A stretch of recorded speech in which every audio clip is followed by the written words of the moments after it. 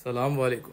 वालेकुम अस्सलाम. नमस्कार मंडळी, या जेवायला आज आहे बकरी ईद. ईद मुबारक सर्वांना. आणि आज होणार आहे जंगत पार्टी. राव, दावत है आज, दावत. बरेच सारे पदार्थ आहेत. चला तुम्हाला पटापट दाखवतो. फ्रुट्स ठेवलेत. फ्रुट्स पासून जर सुरुवात करायची असेल तर करू शकतो. मी करणार आहे डायरेक्ट त्या शेवयांपासून सुरुवात. शेवया एकच नंबर दिसत आहेत. त्याबरोबर इकडे ड्राय फ्रुट्स ठेवलेत, म्हणजे जर कोणाला एक्स्ट्रा वरतून पिस्ता बिस्ता टाकू वाटला तर टाकू शकतो. त्याबरोबर रुआबजा आहे आज. इथे सुकं मटण दिसतंय. तुम्हाला सगळं काही मी जरा ढवळून दाखवणार आहे, म्हणजे तुम्हाला पण जरा भूक लागेल राव. त्याबरोबर इकडे आहे हलीम. आता हलीम हा प्रकार जर तुम्ही नसेल खाल्ला तर सर्च करा आज गुगलवर आणि नक्की ट्राय करून बघा.